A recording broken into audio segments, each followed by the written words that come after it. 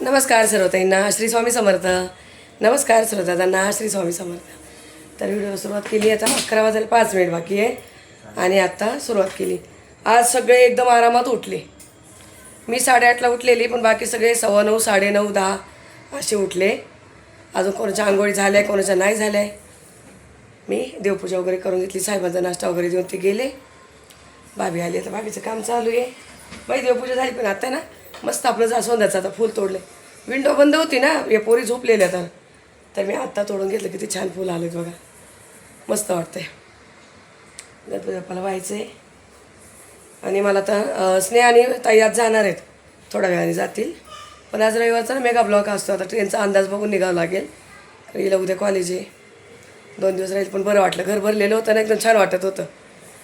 आता त्यांना पण जायचं आहे आणि मला कामावरून कुठं जायचं, खाली उद्याचं वटपौर्णिमेचं सामान आणायला.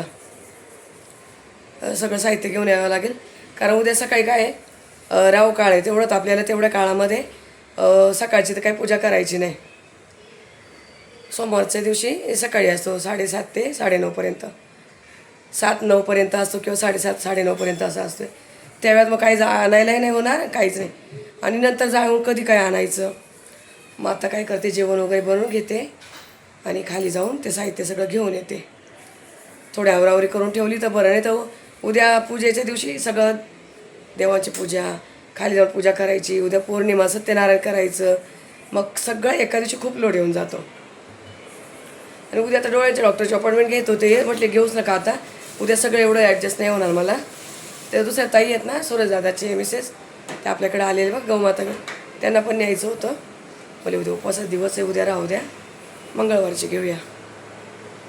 चला आता तिकडे आता फूल वाहते गणपती बाप्पाला. देवपूजा झाली, पण बाकीचे फुलं नव्हतेच सांगते तुम्हाला. फक्त पूजा वगैरे करून दूध साखरेचा नैवेद्य ठेवून सगळे झालेत. इकडे ना फक्त पीठ भिजवून ठेवलं आहे मी. ताईने मला आता लसूण सोलून दिला आहे. आणि साहेबांचा उपवास आहे आज, त्यांना साबुदाणा भिजवला आहे. अजून इकडं कुठलीही सुरुवात केली नाही. रात्री मी आहे ना तिथं हॉटेलला जेवायला गेलं ना, तिथून हे गोड लोणचं आणलं मी आंब्याचं. 2 आणले, एक ताईला पण दिलं आणि एक मला. हे गोड लोणचं मला खूप आवडतं. आणि मला एका ताईने तुम्हाला परवा पण सांगितलं की हे सीतोपलादी म्हणून चूर्ण होतं. त्याने बऱ्यापैकी आराम झाला. पण रात्री पुन्हा जरा थोडं थंड पाणी पिले, काय केलं, हे चूर्ण ना घेतलं तर कालचा आवाज माझा क्लिअर होता. आज पुन्हा आवाज बसला आहे. थोडंसं तिथं खाल्लं ना ऑइली वगैरे, घरी येऊन केक पण खाल्ला. तर चांगलं आहेत, पण आयुर्वेदिक आहे, चांगलं आहे. आता पुन्हा थोडंसं घेते, जरा बरं वाटेल. तर हे बघा चपात्या वगैरे करून घेतल्या. भाभीला अशा तेलाच्या चपात्या खाली करून ठेवल्या.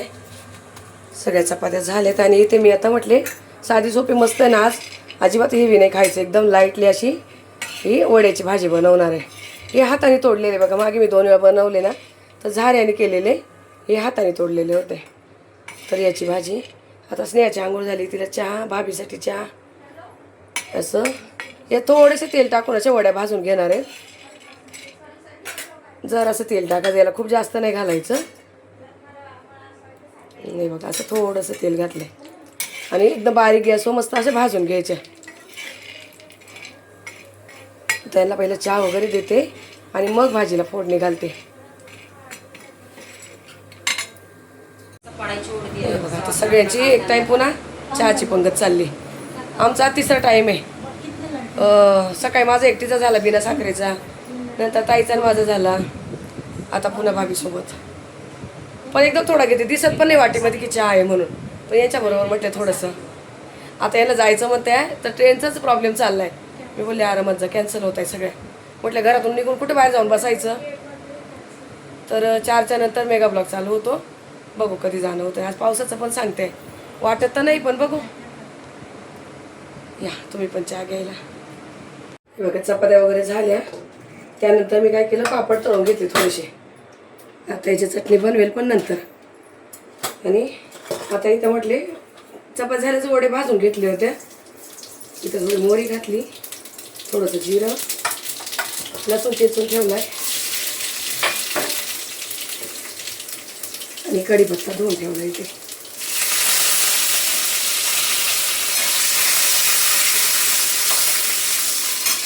आणि आज आहे ना कांदा टाकणार मी वड्याच्या भाजीला. 2 कांदे असे बारीक करून घेतले. कांदा आणि वड्याची भाजी अशी चांगली लागते कधीतरी खायला. त्याला टमाटा वगैरे नाही घातले जातं, बिना टमाट्याचीच असते ही सांडग्याची भाजी. तर आता कांदा थोडासा परतून घेते. कोथिंबीर काढून ठेवले तर स्नेहल जायचं कॅन्सल झालं सध्या तरी. बघू मग आता तिला थोडंसं कोथिंबीरच्या भाकरी करते. कोथिंबीर पाण्यामध्ये घालते पहिली जरा. देठ वगैरे जास्त नाही घेतलेले, असे फक्त थोडेसे पानं कवळे देते ती. ही पाण्यात घालते कांदा परतूपर्यंत.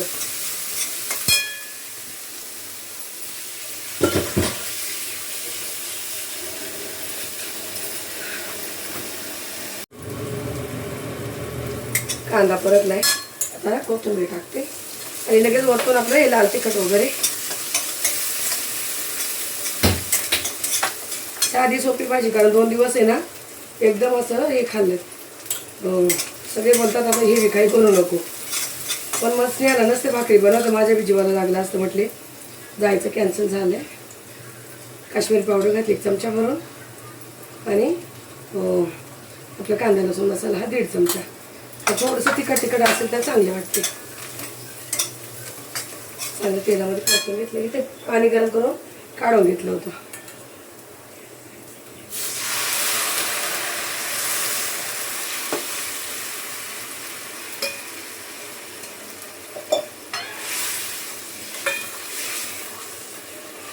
आता जेवढा रस्सा पाहिजे तेवढं पाणी, आता 1 तांब्या पाणी टाकलं मी.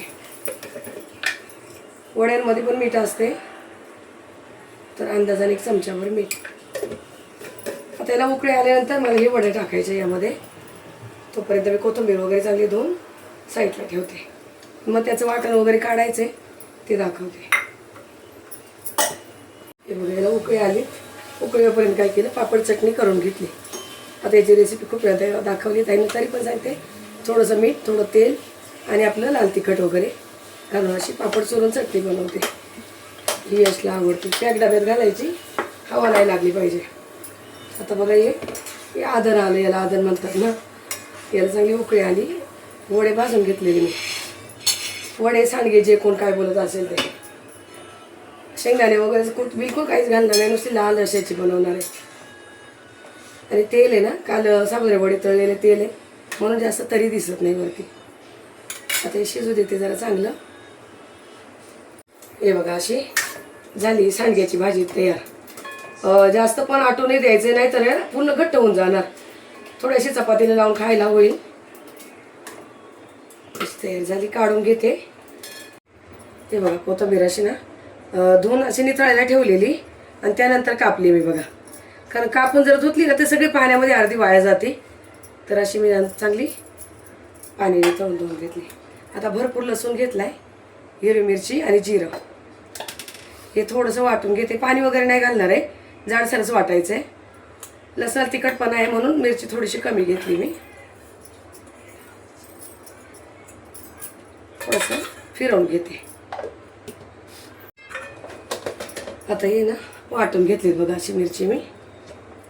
पाणी नाही घातलं, अशी फिरवून घेतली. आता इथे हात खराब व्हायच्या आतमध्ये मीठ घेते अंदाजाने 1.5 चमचा. म्हणजे आता पीठ किती घेणार आहे मला अंदाज आहे म्हणून 1.5 चमचा मीठ घेतलं आहे. 2 मोठे चमचे चांगले सफेद तीळ घेतले आणि हे थोडंसं बाजरीचं पीठ. आज येत ना चण्याचं ना तांदळाचं कुठलंच नाही घालणार आहे मी, फक्त बाजरीच्या पिठाचं.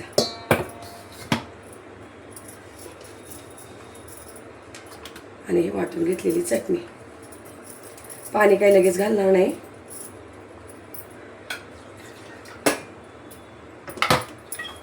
कोथिंबीर चांगली त्यात मिक्स करून घेते.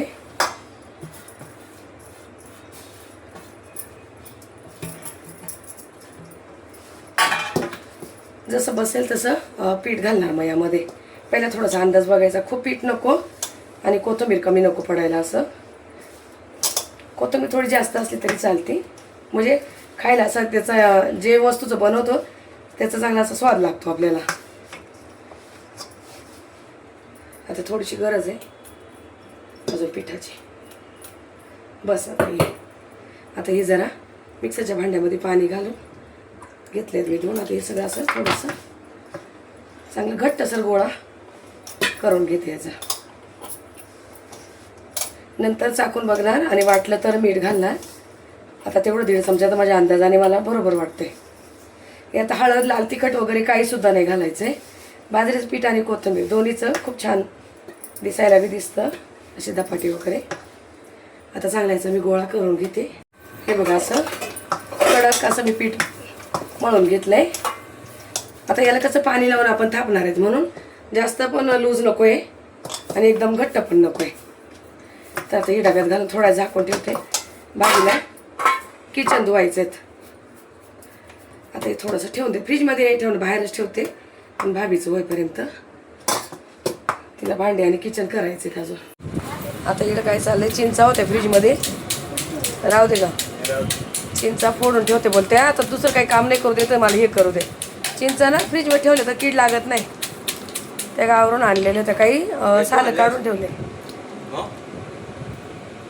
आणि आता इकडं माझं ना धपाटे बनवायला घ्यायचे होते, पण पहिले म्हटले साबुदाणा बनवून ठेवा. त्यांचा साबुदाणा बनवून झालाय. हे बघा बाकी सगळं झालं. म्हटले खिचडी बनवून मग यांना गरम गरम धपाटे बनवून देते. साहेब काय आज येणार डबा द्यायचा आहे त्यांना ना, काही बाहेर काम आहे, गेलेत बाहेर. पण तुम्हाला मागे पण दाखवलं की असं नेहमीच दाखवते. वाटलेली मिरची लागते साबुदाण्यामध्ये आणि हा कच्चा बटाटा मी असा परतून घेते, तेलामध्ये शिजवून घेते. त्यानंतर मग बटाटा थोडा शिजला, शेंगदाणे मिरची वाटून घालते आणि नंतर साबुदाणा. अजून थोडीशी बाकी आहेत, हे होऊ देते बारीक गॅसवर.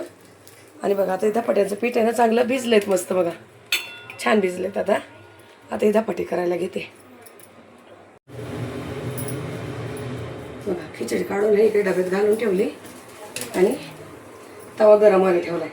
मी असा कपडा आहे ना चांगला ओला करून घेतला, पूर्ण भिजवून घेतला आहे कपडा. पोळपाटावर टाकल्यात खाली आणि त्यावर आता पुन्हा अजून थोडंसं असं पाणी घेणार. आणि हे जे मी पीठ भिजवून ठेवले ना ते घ्यायचं आहे. कॅमेरावाला वाटतं अजून खाली करावं लागणार आहे, दिसत नाही. हे बघा असा ओला हात घेऊन थोडासा पाण्याचा हात घ्यायचा आणि आपलं हे धपाटा असं थापून घ्यायचं आहे. जाड पातळ जितकं जसं पाहिजे, पण आता मी एकदम पातळच करणार आहे. स्नेहा बोलती तिकडे मम्मी जाड बनवती, मला तुझ्याच हातचं खायचे धपाटे. सकाळी बोली मी जाणार नको बनवू, खूप हेवी झाले 2 दिवस जेवण, नको बनवू. आणि आता बोली नाही जाते मी, बनव. मग आता मी घेतले बनवायला. जेवढे पातळ होईल तेवढे हात चांगला ओला करायचा, म्हणजे मग हाताला चिकटून येत नाही. हे ना कसं पातळ छान लागतात खायला. कपडा चांगला ओला पाहिजे, नाहीतर आहे ना त्याला चिकटून बसते. आता इथे ना चांगलं बघा तवा गरम झाला. तवा चांगला गरम पण पाहिजे. आता मी काय केलं, इकडलेलं तेल आहे ना तेच वापरून घेणार आहे आज. गॅस कमी केला आहे आणि हे आता गॅस मिडियम केला पुन्हा मी थोडासा. आरामात कपडा निघून येतोय. आता इथे फक्त वरतून थोडंसं तेल सोडायचं आहे, झाकण ठेवायचं. झाकण ठेवलं की चांगली वाफ बसते आणि पटकन शेकून निघतं आपलं जे धपाटे आहेत ते. पीठ एकदम मस्त भिजलेत बघा, एकदम छान भिजले. पुन्हा व्यवस्थित थापून घ्यायचं आहे. पहिले यायला ना थोडंसं तेल जरा जास्त वापरायचं, नाही तर कारण 1-2 निघाले ना नंतर काही प्रॉब्लेम येत नाही, चिकटत वगैरे नाही खाली. आणि मी आज बेसन पीठ, तांदळाचं पीठ काहीच नाही घातले बहिणो. अशी मस्त छान अशी छान झालेत बघा. आता ते भाजते तोपर्यंत इकडे लगेच दुसरं थापून घेते मी. असं याला गरम गरम देते खायला, तिला खूप आवडतं. आणि अंजू पण आली आता, अंजूला आवडतं हे. अंजूला बिना कांद्याची वस्तू लागते, कांदा घातलेला आवडत नाही तिला, म्हणून ती पण खायली. अंजूला बरेच प्रकार कांदा घातलेले आवडत नाही. ते चांगले व्यवस्थित भाजून घेते. गॅस फास्ट केलाय मी आता इथे.